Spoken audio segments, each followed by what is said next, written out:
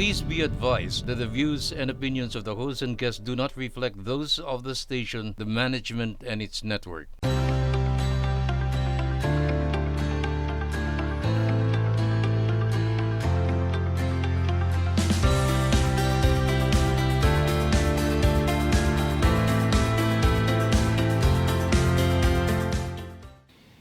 Hello everyone, kamusta naman ang lahat? I hope you are all doing just fine at malaya at sa mga gusto nating gawin at this moment. Kung baga, relaxed habang nanonood ng pinakabagong episode namin today.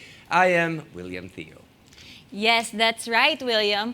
Sana ay kasama namin kayong namnamin ang kalayaan na tinatamasa ng bawat isa sa atin ngayon. Sit back, relax lang kayo, and enjoy. I am Mara Munoz. Welcome to GNN Times. I hope samahan ninyo kaming muli sa aming programa at discussion for today. All right, Mara, handa na ba? Handa ka na ba sa mga pag-uusapan natin ngayon? Oo naman. Dahil ang makailang ulit nating nabanggit, ang kalayaan, magugunita na kamakailan, Hunyo 12 ng kasulukuyang taon ay pinagdiriwang ng ating bansa ang ika-125th Independence Day ng Pilipinas. Pagpapahayag ng kalayaan mula sa kolonisasyon ng mga Kastila noong Hunyo 12, 1898. Wow! Mabuhay ang Pilipinas! Ilang dekada na rin ang lumipas at di maitanggi na mula sa kalayaan na ito, marami na rin ang mga bagay tayong malayang nagagawa na ipapatupad ng walang pag-aalinlangan. Ikaw, Mara, what are your thoughts about the Philippines finally being able to do things freely? You know, I'm very happy kasi we can speak what we want to tell everybody and may lalabas natin kung ano ang katotohanan. Hindi lang dito sa bansa natin, pwede na rin tong kumalat all over the world. Yes. And of course, freedom is a wonderful feeling, di ba? In any aspect and angle, para bang it feels good to be free. It means that you're not tied down to things na para bang that will imprison you. Parang ganon. Yun.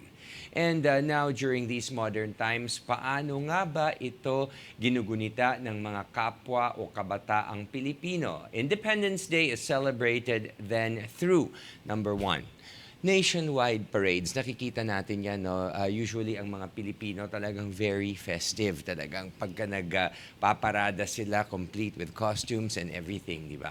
Yes, just like Flores de Mayo. That's all over the Philippines. Ati-atihan, di ba? Also. Yes, ano pa ba? Sa Sinulog Festival. Yes, sa Cebu naman yun, Cebu, di ba? very Oo. energetic, napakasaya ng mga tao. So, yes, Oo. it's good that we have those kinds of Yes, events. And also, masses, yung para bang, syempre, through, we always give thanks to God, no, for all of everything that we are grateful for. Yung para bang palagi tayong nagpapasalamat doon. Yeah, just like the freedom here in the yes. Philippines, we always thank God for it. And flag rattling. Yes, yung para bang, syempre, we always honor the Philippine flag, di ba? At lahat ng mga nag-sacrifice for us, lahat ng mga bayani natin. And it's good that we also, yung para bang every time before we start like let's say, a play or a musical, di ba, we always start with the national anthem, which we, call to mind yung freedom natin, yung independence natin, and yung para bang, how would you say, our identity as Filipinos. Yes, that's right. And how about the 21 gun salute? So it's isa about rin yun. respecting then, like the presidents or other high officials. Yes. So that's for the army naman. Right? Yes, okay. And of course, yung para bang, what are your para bang personal experiences about independence? I'm just so happy na para bang we are at an age, no, at least tayong dalawa, although syempre mas matanda ako, pero syempre we're both naramdaman na natin ang freedom at ang independence. Can you imagine what it would have been like kung we were living in those times again? Yes, like if we want to tell something, the truth, it will be just inside our house, Ngayon, pati sa social media. Lalo na sa right? social media. Sa social media, oo. di ba? Lahat ng kalat talaga malalabas natin at makakaabot talaga pati sa mga sa government officials, ganyan. And kung ano yung mga dapat i-improve, malalaman din natin yun. So because para of them. bang it becomes a free for all for everybody, di ba? But what about yung yung para bang your thoughts about these traditional practices? Dapat ba natin siyang i-maintain always? Yung para bang, for me, oo. Para bang Yes, just to give yung para bang respect and also yung para bang we acknowledge our culture and kung ano ang pinagdaanan natin. And kung ano yung mga past. Yes, of course. Just because it's in the past doesn't mean it's any less important. Tama. So we always have to honor and respect the past. Yes.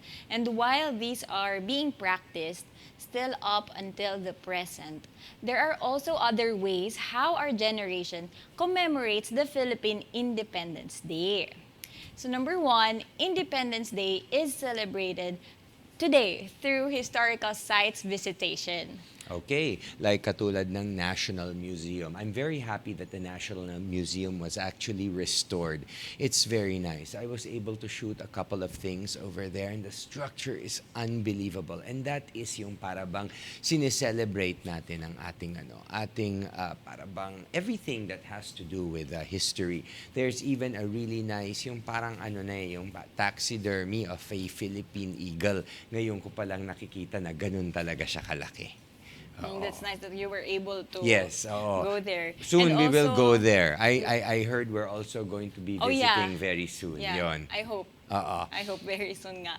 And also, Luneta Park, kung saan binali si Jose Rizal. Yes. So, napakadaming taong pumupunta doon ngayon, napapasyalan, they take photos with Jose Rizal and all. So, napaka-important din ng place na yon kasi natatandaan natin kung paano nag-sacrifice for us si Oo. Jose Rizal. Yes, and of course, Luneta Park, no? Lalong-lalo na noong panahon ko, at I think mas lalo yung mga panahon ng mga magulang natin, it used to be the only place or the main place where people go to make pasyal. Nung mga panahon na yon, naalala ko, napakasarap ng bibingka at puto bongbong dere. So para bang bukod dun sa, syempre dun sa place, we also try to yung para bang bring our culture through food also. That's very important, diba? Because you can taste the culture. Yes, and I can remember, yes, pinapaganda pa rin nila yun until now. Yeah. May mga fountain din, dancing fountain. I remember every Sunday, they put that para mas marami pang pumunta ng mga tao.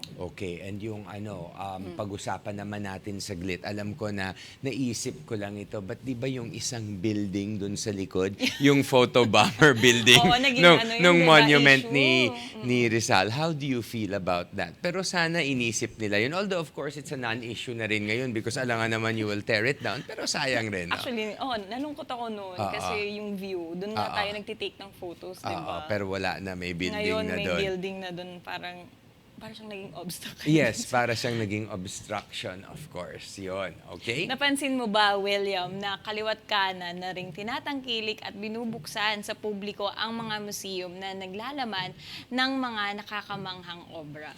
Yes, Mara, kabilang na rin dito ang recent news about Juan Luna's long-lost masterpiece unveiled at the Ayala Museum Multimedia Show. And did you know, guys, that the last time the painting was shown in public was in Paris, actually, 132 years ago. The piece titled Hymen or Hymene is regarded as the holy grail of Philippine art by collectors and, of course, experts. Nakita ko nga ito, just a picture of it, and it's amazing how yung para bang an artist could be that intricate at that time. Napakatagal na kasi noon makikita mo talaga yung yung talent, and I know that nanalo nga si Juan Luna ng award for that. And naalala ko, 8 months niya ginawa yung painting. Oo. Ganon katagal. Ganun katagal kasi, pero hindi naman siya ganun kalaki, pero yung detail niya is ibang klase. Oo. Napakagaling. Thank God nakita na to. And balita ko nga, William, the artwork is the focal point of a new exhibition at the Ayala Museum called Splendor. Juan Luna, Painter as Hero, which was organized with the Leon Gallery's assistant. Yes, Mara, and kamakailan lang rin ito ipinasilip sa publiko bilang bahagi ng celebration ng 125th Philippine Independence Day.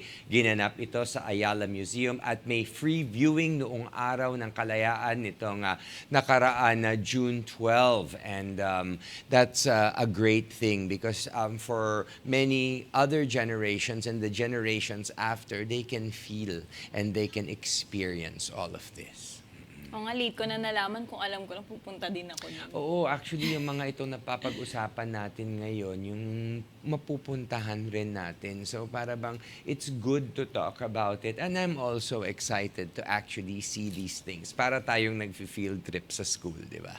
Yes, para tayong nagiging bata ulit. Yes, and importante yun. Let's be young at heart. Okay, and itong watching of historical films or documentaries, anong paborito ninyong panuorin na movie-related sa history? Ikaw?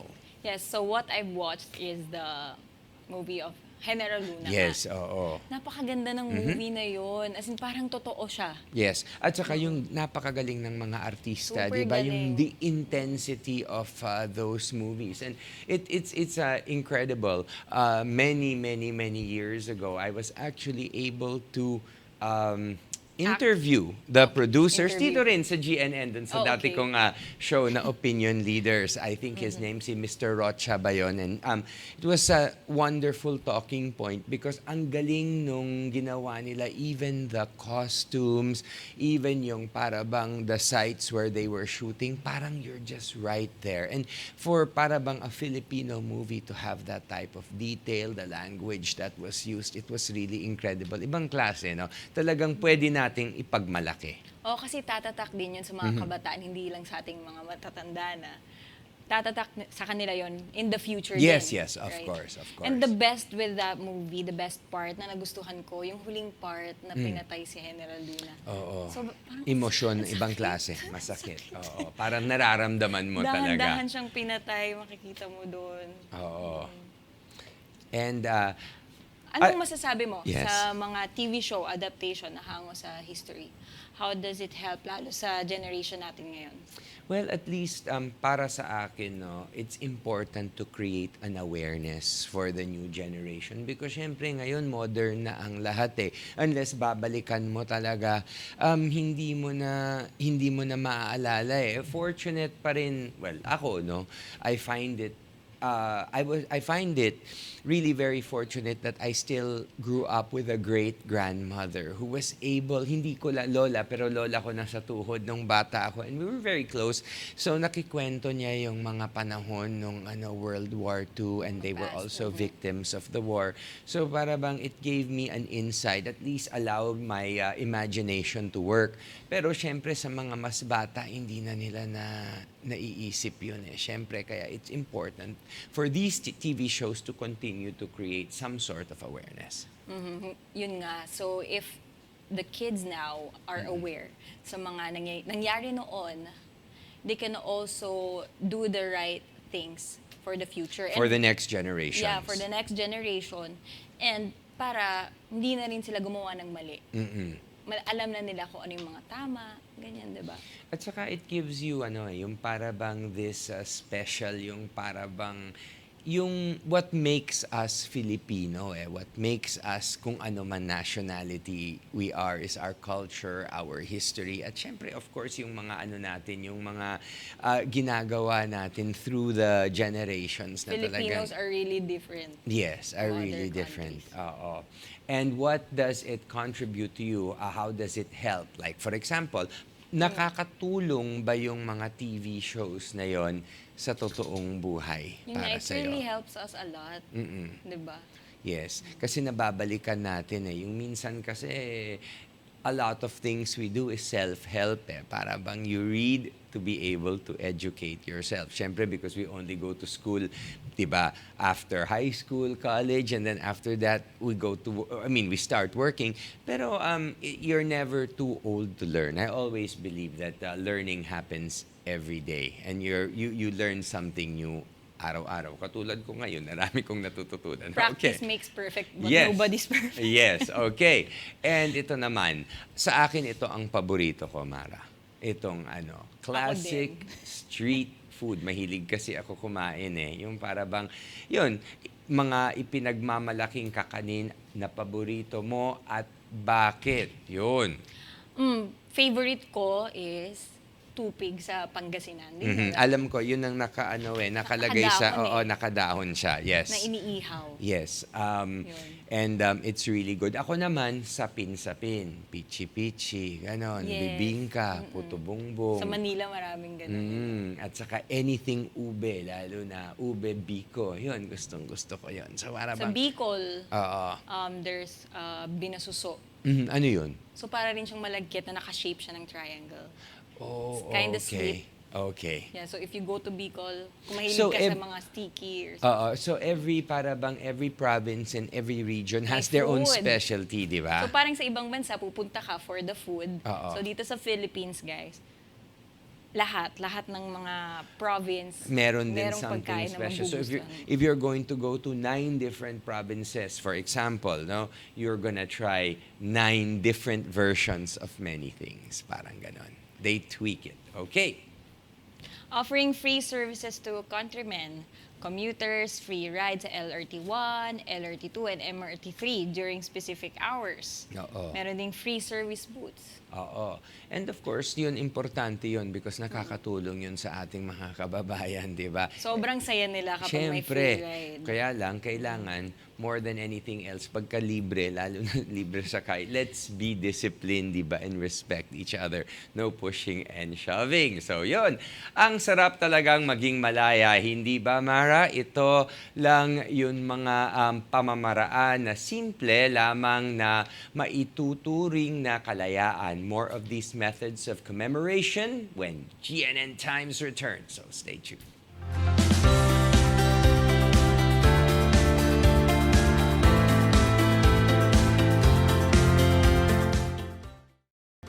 And we're back to GNN Times.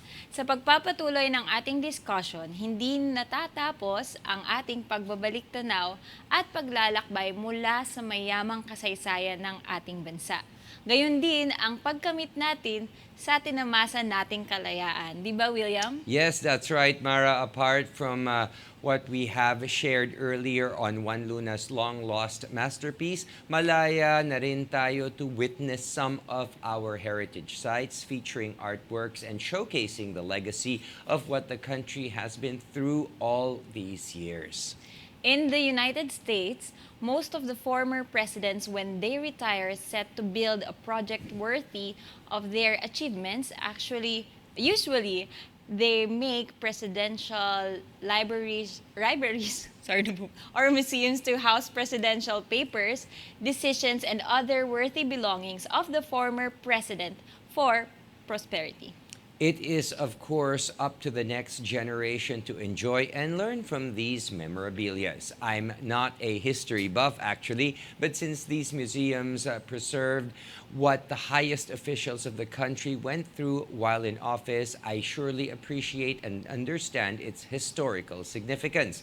Hence, I'm excited about this one. I think the museum should be appreciated that our leaders were different during different eras and the challenges they encountered during those times. GNN Times was conceptualized because of that. From here to the present narrative and back to the future. Di ba, William? Yes, of course. This is what our program is all about. It's about honoring and giving importance to our history, culture, and of course, who we are, as people. Importante yun eh. Yung para bang, like you said, di ba, each leader has para bang led in a different way, depending on kung ano ang pangangailangan ng panahon na yon. And question number 1, nakapunta ka na ba sa heritage sites at saan? So the last place na napuntahan ko ay sa Fort Santiago. I was just gonna answer the same thing. Mabuti Really? Oo naman. Kasi Fort Santiago, let's face it, is really parang the nearest, di ba? I mean, Yes. that we don't Oo. really have to travel too far. And syempre, although it's not an excuse, syempre kailangan natin rin maging para bang honest na ang hirap mag-travel ng malayo lalo na sa traffic ngayon, di ba? Tapos during the pandemic, marami rin sarado. So Fort Santiago in Intramuros Yes, actually, Intramuros. yeah, is one of the closest. And also, ano yun eh, napaka-significant, di ba? Because that's where a lot of doon talagang, that's where they kept Filipinos prisoners eh. Yes, that's Diba? right. The dungeons were there. Yes. And one important thing is lahat yan nawala, lahat yan nasunog. Only a certain portion of San Agustin Church was left. So para bang all of this was just restorations already. It's good na na-preserve nila Oo nga, lahat. yes. Makikita rin natin yung cleanliness doon sa Fort Santiago. Kaya Oo. marami pa rin pumupunta. Nag-hire pa rin sila ng mga tao para ma-maintain yung cleanliness doon sa Fort Santiago. And yung mga staff doon, may ano rin doon si Jose Rizal eh. Meron Diba? siyang ano doon. Meron isang where he was writing, di ba? Yeah, may part doon. Pati yung mga staff niya, yung mga artworks niya, doon mo din makikita. Yung mga damit niya. Yes, okay. How was the experience para sa'yo? Ang sarap na sa feeling na makapunta ka sa ganung place kahit na wala ako nung time na nangyari na yun. Like, grabe pala yung mga sacrifices na ginawa nila. And yung dungeon, may mga ano rin dun eh, kunwaring mga soldier na Oo. mga namatay. So you can just imagine. Mafe-feel mo kung ang sakit and grabe yung sacrifice nila and sobrang thankful kasi we know those stuff. Oo. Diba? Yun ang parabang, those are the parabang the foundations of what our fellow men had to go through to achieve independence and freedom. And one of the good things, on the good side naman, maraming mga restaurants katulad ng Barbara's at saka Ilustrado who that actually serve yung parabang food that's during the Spanish time and all. So, napakasarap ng mga makakainan doon. Okay. What can you say about the cultural heritage of the Philippines?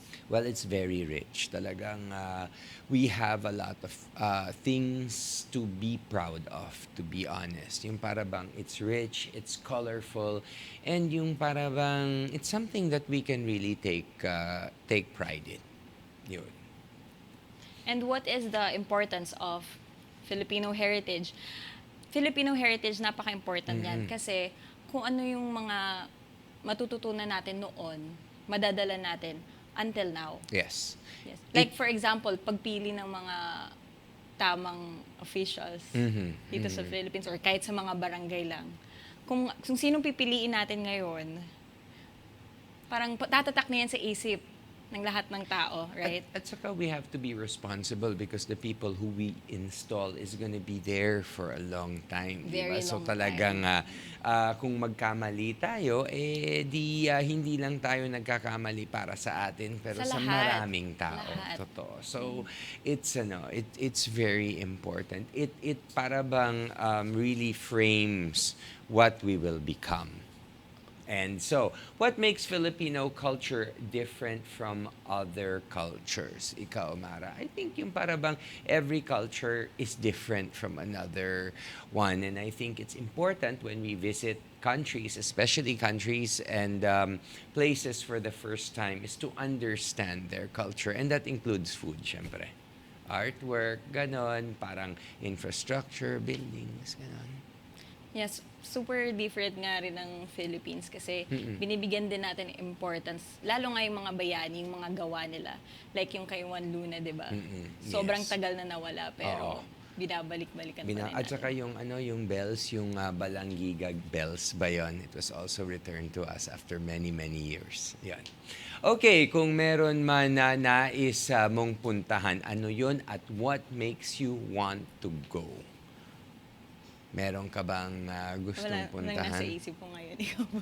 Ako, actually, I really want to explore the Philippines in general. And, Oo, syempre. Gusto ko diba? talagang mag-travel Philippines bago sa ibang bansa. Gusto Pero ko I'm makumpleto. guilty of that because of work and because of also when I was studying, mas marami akong napupuntahan sa ibang bansa kaysa sa bansa ko. Pero ngayon na medyo mas matanda na ako, siguro mas may oras ako. Sana, it would be nice to go and visit areas in the Philippines. Like, for example, I've always been wanting to go to vegan because it looks amazing. Ganon. So, hindi ko pa napupuntahan So yun. may naisip din akong hindi ko pa napupuntahan. Rice terraces. Okay. Alam And kong Banawe. Oh. Yeah. And the chocolate hills of Bohol. Napuntahan Yes. mo na Hindi ba? pa ako nakakapunta. O see, sabihin natin sa Ngayong mga tumatanda na tayo, naiisip natin. tumatanda eh. Grabe naman sa tumatanda. But anyway, hindi. So, Hindi, as you get older, di ba, maiisip mo na dapat napupuntahan mo yung mga places dito sa Philippines kaysa other countries. Kasi nung bata ako, iniisip ko din na gusto kong pumunta other countries. Di ba, like Hong Kong, ganyan, Thailand, Japan. Pero, yeah, as we get older, marami tayong magagandang places na dapat puntahan. At dapat saka- puntahan natin. At dapat mapag-usapan. Hindi lang dapat natin puntahan. But now that we're older and now that we have a program like this, we can visit it, talk about it, and its significance to our generation and the generations to follow. And that is our social responsibility. Siyempre, pinakikinggan tayo. Sana, hint, papupunta. We're gonna be able to visit at some point, di ba? Tingin ko pupunta tayo doon. Sige, let's make a bet. Okay. Yes, sure. Additionally, the Philippine government offers free visits to the 2 premium museums through the launching of Malacanang Heritage Tours, which aims to promote the Philippine presidency and its impact on the nation. Okay, ang dalawang premium museums na ito ay ang Bahay Ugnayan at Teos Mansion. According to Malacanang Heritage Tours, this launching aims to preserve the culture and reshape the future by promoting the Philippine presidency through knowing its roots, evolution, and its effect on the country. Ayon. So para bang Malacanang is actually doing its corporate social responsibility to be able to open these museums to people para sa dagdag kaalaman nila. Tama ka, William. And guys, take note of this. Bukas na ito sa publiko at tumatanggap na rin ng guests simula nitong June 1. Bukas ito mula 9 a.m. hanggang 4 p.m. ng hapon. Okay, so open from 9 a.m. to 4 4 p.m. p.m. So there's no excuse not to go. And aside from what we have mentioned, preserving the culture and reshaping the future, how heritage is important as our national identity as a Filipino citizen. Yeah, just Yes. like voting for the right Yes. president. Magiging malaki ang impact noon sa other countries din. Okay. Diba? At saka, tinatanong nila, konting education on voting, no? How would you know how to vote for the right official, the right president, the right vice president, and our leaders in general? You first have to understand, ano ba ang kinakailangan ng ating bansa. Then, ililink mo yan, sino sa mga kandidato ang swak para dun sa gusto natin mangyari sa ating bansa. And aalamin mo rin dapat kung ano yung history ng candidate na Yes, to. Hindi oo. dahil sumikat siya sa social media, Yes, sa oo. TikTok, sa Facebook, or whatever. Dapat alamin mo bawat detail kung bakit mo siya dapat iboto. Kaya Dahil bawat boto, counts. napaka-importante. Yes, it counts. And also, we need to be sustainable, di ba? Hindi ka pwedeng bumoto lang just because you heard something, ganon. Siyempre, you need to go To know the towards truth. and move for permanence, di ba? Hindi yung mga ningas kugo na sinasabi nila gagawin nila ito pero hindi rin naman kailangan pagka nagsalita itutuloy. Follow through, parang tennis, ano? Nag-tennis Serve sa ka ba? tennis, of course. Okay, so next is Why do you think it is relevant to promote or know the legacy of the Philippine presidency? Siyempre, wag tayo sa fake news, di ba? At saka kailangan natin malaman yung para bang the history of that, to sino ang unang naging presidente, kung anong taon yon. And yung para bang, the good thing is we can always find people to talk to, di ba? Siyempre, as you go, the ones na para bang medyo malayo na, you try to find older people to talk to, di ba? And there's always para bang maraming mga old features, old Dahil sa interviews. history, Oo, malalaman yes. mo sa mga old people nga.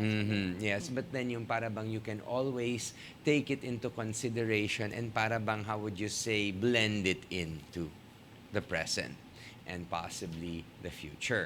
So for you, what makes a Philippine president? Ano sa'yo ang pinaka-importante sa isang pangulo ng ating bansa? For me, pinakauna, yung mahal niya lahat ng Pilipino. Mahal niya ang mga Pilipino. Kasi kung mahal mo ang mga Pilipino, gagawin mo yung tama. Hindi yung dahil sarili mo lang minamahal Tama. mo, dahil may kailangan ka. And so, yun yung pinaka-importante So, sa akin. compassion is the most important Yes. thing. Compassion for people, regardless of what age, what they believe in, and yung para bang ano siya, titingnan niya yung, ano yun, yung for the good of all, kumbaga. Yes, titingnan mo rin kung bakit mo nga ba kailangan tumulong sa mga taong to. Ano bang mga na-experience nila. Diba? Ako naman sa akin, in order for a president to be able to do that, they have to have focus. Kailangan focus ka sa kung ano ang gusto mong gawin, di ba? Hindi pwedeng madidistract ka eh. Kung madistract ka sa iba, makakalimutan mo na yung goal mo. Dapat we're always set in our goals. We never forget what our goals are, of course. Compassion, and syempre the discipline. Because kailangan mo rin to be a little bit hard eh, para sumunod ang tao eh. Dapat matapang ka din. Yeah, because paano mo mapapasunod kung hindi ka siniseryoso, tama? Tama. 'Di ba? Katulad ng magulang, kailangan may konting takot ka sa magulang mo para mapasunod ka eh, 'di ba? Not too much, pero there should be a little bit. It makes a good leader. Okay. Pagdating sa pagpili ng mamumuno, how do you think it will affect us as Filipinos, especially in the future? Well, since we are a third world developing country, no, maraming nangyayari sa atin ngayon, I think definitely our choice of president really, really matters. Because yung para bang umaasa tayo sa gobyerno natin eh, di ba? Sila kumbaga isipin natin ito, kung alimbawa tayo ay estudyante, di ba? Pumipili tayo ng tamang eskwelahan at saka mga tamang guro to give us the foundations that we need. And I find it's parallel to that. Yes, so sa mga students nga naman talaga. Yes. Like if you're a teacher, you really need to teach them. Yes. It should be Kung ano nasa puso eh, di ba? Yes. Hindi lang nasa utak eh. Kailangan mararamdaman mo talaga. Yun. And mahirap din nga yung mga fake news kasi kung puro fake news, Maraming what will fake happen in the news, no? future, Marami right? talagang Marami. fake. At saka maraming propagators of fake news. Kaya we have to be responsible. So I think that's another one. The president should be responsible. Ngayon yung mga bata ngayon, madalas naniniwala sa fake news. So we have to correct that. Dapat Oo nga. stop natin yung pagkalat ng fake news. Dapat truth lang talaga. Pero Mara, napapansin mo, Yes. ang mga tao parang unless sabihan mo mas para bang they're more inclined to believe the fake news than the Kaya real nga ones, eh. no? Yung inclination nila pagka narinig nila, parang bang, oh wow. Uy, ganun no? pala yun. Yun, without even being responsible to find out Tapos muna. kakalat na kaagad, no? Oh, yes, like wildfire. Okay, so how can we preserve our cultural heritage? Yun. So we should not forget it. You know, we have should to not love forget. it. We have to And love we it. should continue tangkilikin natin, di ba? Yung para bang and continue to educate people of our heritage. Yun. Yeah. So again, we should not forget it. We should love it. And pagpatuloy natin kung ano man yung mga history natin dito sa Philippines. Okay? Para mas maganda pa yung, for example, presidents, tama yung mga pipiliin natin. So that's it for this segment. To our televiewers, maraming salamat sa pagsama sa amin today ng aking co-host na si William. Para sa aming future episodes, abangan at mapapanood niyo po kami sa Golden Nation Network. Mapapanood ang GNN sa GSAT, DirecTV Channel 1, Sky Cable Channel 73, at sa iba pang cable providers, pati na rin sa UHF Channel 46. And thank you to everyone who watched our episode today. Thanks to you too, Mara. Once again, I'm your all-around host, William Theo. Thank you, William. And I am your Pinay Beauty Queen, Mara Munoz. Okay, so to all of our viewers, maraming salamat for staying with us. Alam mo, importante kayo sa amin. And if they do want to add or yung para bang may comments kayo, you can always write us. We will be more than willing to address kung Oh, ano yes. man. How we Para- can improve, di ba? Kung ano yung mga topic na gusto nyong pag-usapan, tatry naming tulungan kayong lahat. And I would also like to thank my family for always supporting me. Yes. And I would also want to say hi and thank you to my Brands Worldwide family. So until next episode here on GNN Times.